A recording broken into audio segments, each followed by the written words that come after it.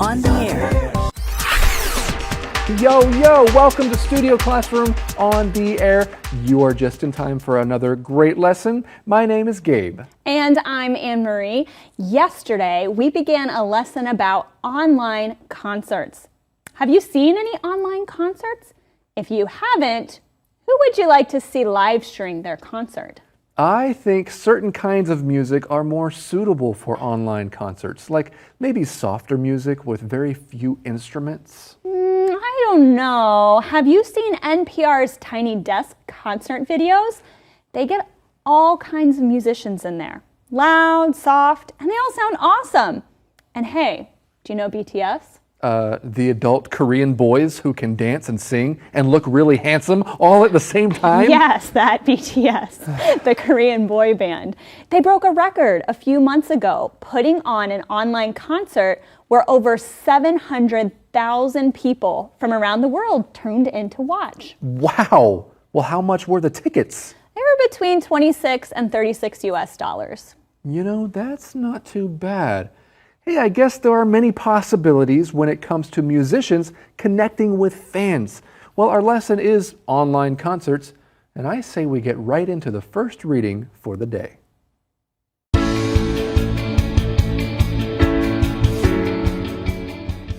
Online concerts. Virtual concerts have been a great way for musicians to connect with their fans during a difficult time. In addition, they have been a great way to bring people together. Although some online concerts required payment, the majority of them were free. And this raises questions about whether they will continue once large gatherings are permissible again. It was easy for artists to offer free music online when no one could leave their homes. But long-term, the practice could stop them from selling recordings or tickets to live shows.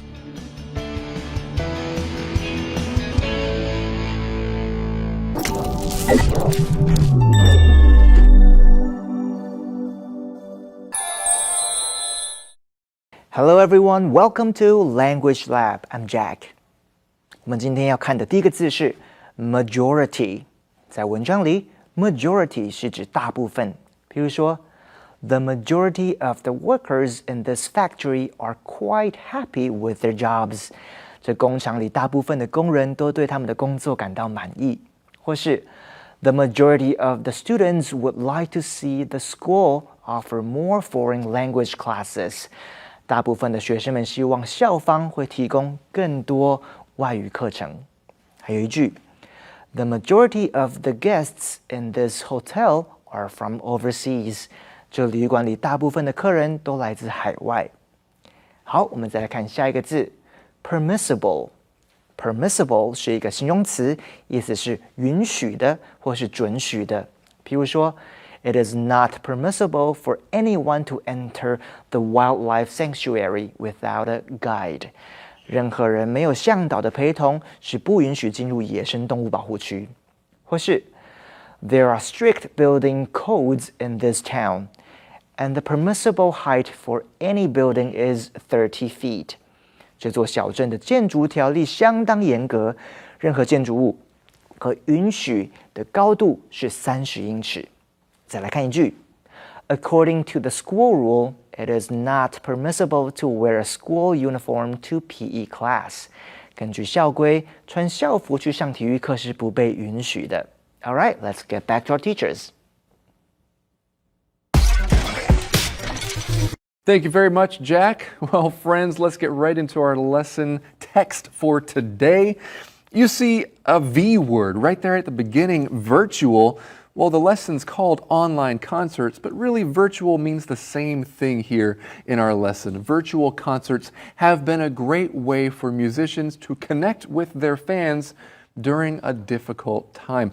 And that's one of the themes with this lesson and some lessons throughout this month is the idea of connecting with other people. That's what musicians are hoping to do now with their online concerts. That's right. And we also see a phrase in this sentence, the phrase difficult time. And our lesson is specifically referring to the coronavirus, I believe, because the coronavirus has been a very difficult time for people all around the world. That's right. The word difficult, of course, you might think of the synonym hard. It's been a hard time. And if someone expresses they're having a difficult time, that's a good or effective way of communicating that it's a time of trouble or struggle or unhappiness. That's right. Someone could be having a difficult time in school. That could mean that maybe they're being bullied or they're having a problem with grades. Some people, when a family member dies, they have a difficult time after that. That means it's a time of sadness and hardship in their life. That's right. So someone might say, oh, we're having a difficult time. That's being kind of vague. It's not very clear about what kind of difficult time they're having. And so you might ask more questions to find out more details. It could mean that, oh, we're having problems. Exactly. It could mean they're having problems. And maybe, what do you think about this? Sometimes people say we're having a difficult time because they don't want to share too many details. They just want to say, yeah, we're having troubles. To let people know that, oh, something is going on in their life that's hard for them. That's right. So friends, if you don't feel comfortable sharing a lot of details about your difficult time, you could just say, we're having a difficult time. That's right. Well, we read on here, friends. In addition, they have been a great way to bring people together. Although some online concerts required payment, the majority of them were free. That's right. And if you missed our lesson yesterday, friends, you missed that song, Bring People Together. That phrase is right here in our lesson. Exactly. But you can find that song online on our YouTube channel if you would like. But we read on here, and this raises questions about whether they will continue once large gatherings are permissible again. Well, that's an interesting phrase, raises questions. Usually we hear about asking questions. Exactly. So what does raising mean? Yeah, you can ask some questions, of course, but raising questions, this means that it makes people wonder or makes people have questions that they didn't used to have. Here's an example for you, friends. When someone gossips about their friends, it really raises questions about their loyalty. That is true. So someone gossiping about you, maybe it raises questions in your mind about how much you should trust this friend. You have questions about them that you didn't have before. Exactly. So raises questions is a great phrase for you to know. Maybe you're asking questions now that you didn't have. But we continue. It was easy for artists to offer free music online when no one could leave their homes, but long term, the practice could stop them from selling recordings or tickets to live shows. Well, this word practice is an interesting one because it actually has a couple of different uses. How is it used here? Well, how it's used here is as a noun, okay? This is the expected way of doing something. Okay, so the practice of having online concerts, it's not necessarily a profession. Maybe it's not the professional way to do something, but it has become the expected way to do something. Just like the practice of giving red envelopes is a popular part of Lunar New Year culture. Exactly. So there's nothing professional about that, but this word practice could also imply some kind of profession, right, Anne-Marie? Like a doctor's practice. Is that what you're talking about? Exactly. Yeah, sometimes you've heard of a doctor's office being referred to as a practice, the doctor's practice. And that kind of refers to his job or what he does for a living. Exactly. Of course, also in that definition, you kind of expect something that the doctor should know, right? But we use this word as a verb as well. That's true. You can practice an instrument, right? Exactly. We hope that you're practicing your English every day, that you don't just listen to our show, but you actually put what you learn into practice. That's using it as a noun again, to put something into practice. Well, we have more to learn about online concerts and the future of online concerts and live concerts, but right now it's time for us to learn about something new in the Info Cloud.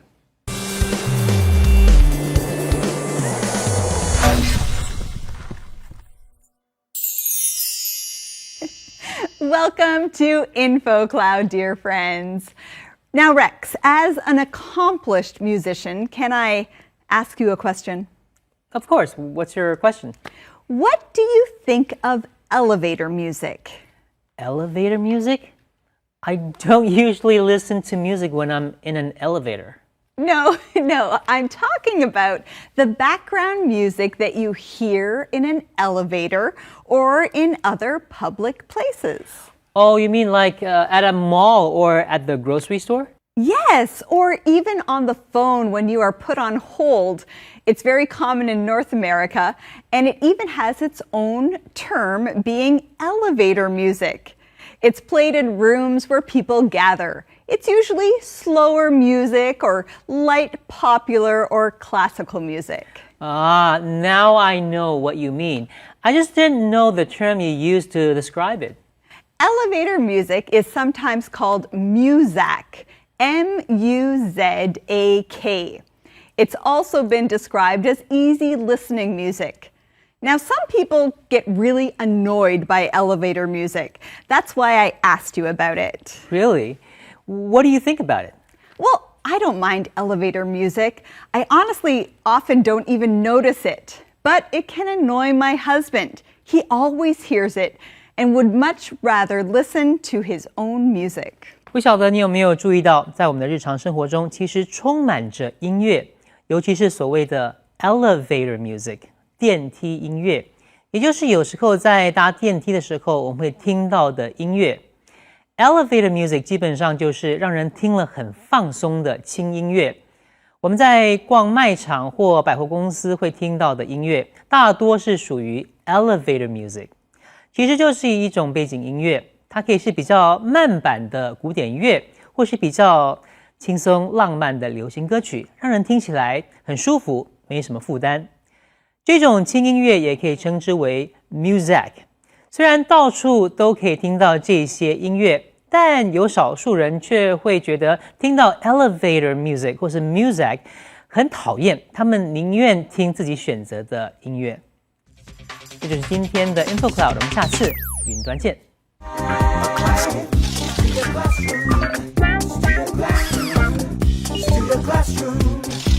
Studio Classroom is on the air. Today is the greatest day I've ever known. What's going on, Gabe? What are you doing? Anne Marie, it's an online concert. Oh, cool. Can I see? Yeah, sure. Actually, here's the earphone. Oh, okay. Wait a minute. Hang on a second. What? Did you pay for this online concert? No.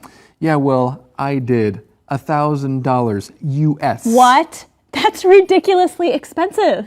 Yeah. Oh, well, friends, would you pay that much for an online concert?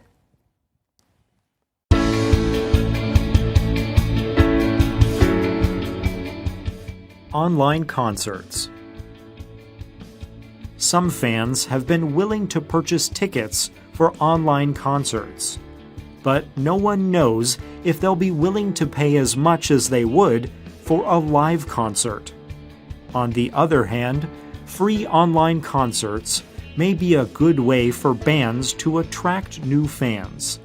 People who might not normally listen to an artist's music may stumble across an online concert, and the concerts can inspire existing fans to purchase music. All this increases the number of people streaming or buying a musician's music. Free concerts may be a good business decision after all.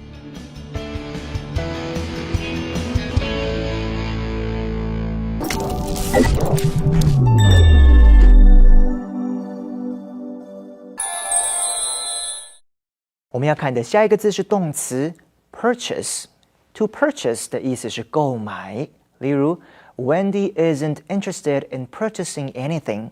She just wants to look around the store. Wendy 没有兴趣购买任何东西，她只是想在店里看一看。或是 Richard purchased a nice suit and had it delivered to his house. Richard 购买了一套非常好的西装，然后叫人把它送到他家去。Purchase 也可以当作名词来指购买的东西，譬如说 The tourist made a few purchases before he returned to his hotel. 那位观光客购买了几样东西后就回到饭店。最后我们来看形容词 existing。existing 的意思是存在的或是现有的，比方说 The manager seems to be ignoring all existing problems within his department. 经理似乎不理会他部门里现存的问题。还有 Nobody wants to keep working under these existing difficult circumstances. Something must be changed. 没有人要在现有的艰难状况下继续工作，一定要有改变。最后一句 Julia thought it was very cool to be able to walk on an existing Roman road. Julia 认为能够在现有仅存的罗马道路上行走相当酷。All right, let's get back to our teachers. Thank you very much, Jack. So, friends, we continue here. We read, some fans have been willing to purchase tickets for online concerts. I have not yet experienced an online concert, but there have been many opportunities, and maybe I will in the future. Anne-Marie, does this sound interesting to you? I have watched a few free online concerts. There were a couple artists that did some free Instagram concerts right when the coronavirus was at its worst in the United States. So I've watched the free ones before. I've never paid for one before. Right, I've seen concerts that have been posted online. So they were live concerts from several years ago for many bands, and now they're online and you can enjoy them. A lot of bands are doing that now. They're providing their old concerts one at a time for people. And earlier we did talk about BTS, right? And how, I mean, that was a big success for them. It was a huge success. Set a record. And I think it really opened the doors for the possibilities that bands can have in the future. For sure. Let's continue reading here, friends. But no one knows if they'll be willing to pay as much as they would for a live concert. Well, that's an interesting phrase here. No one knows. That's Nobody really knows. Nobody really knows, right? So it's all speculation. Now, friends, that word speculation is not in your lesson, but we thought it was a great word for you to know. So what is a speculation, or what does it mean if someone speculates about something? A speculation is the activity of guessing the possible answers for something without actually having enough information or evidence to be certain about it. Here's an example. After Mike and Jessica were seen going to the movies together, there was speculation about their relationship. All right. Well, friends, you know, that example kind of reminds me of something that a friend at my high school used to say. Yeah, he would say, you know, maybe you don't think you're together, but if everybody else on campus thinks you're together, then there's probably something going on. Well, you know, you could say that Mike and Jessica, by going to the movies, they raised questions in everybody's minds. That's true. So often when we speculate, we might use the phrase to raise questions, right? They kind of go hand in hand. It's the same idea. Speculation is thinking, okay, what's really going on? And raising questions is asking what's going on. Yeah, so what's going on with concerts? No one really knows if people will be willing to pay as much for online concerts as they do for live concerts. Maybe we can talk a little bit more about that later. But we read on the other hand, free online concerts may be a good way for bands to attract new fans.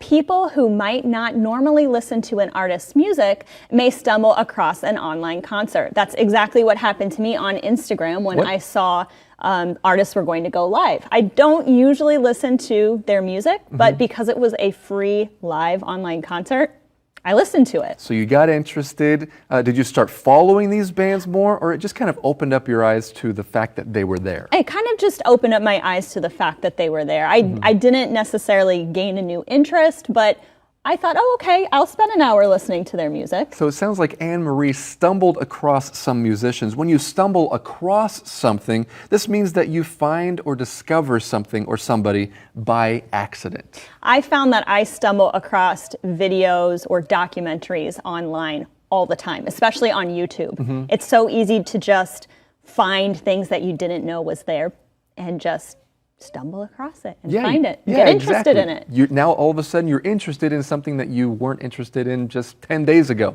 Well, we read on, and the concerts can inspire existing fans to purchase music.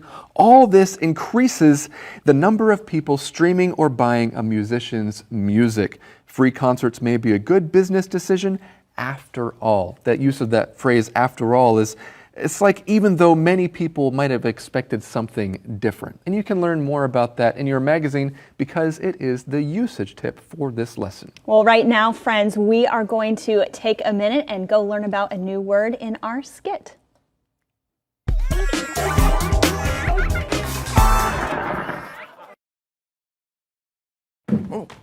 Oh, whoa, yeah.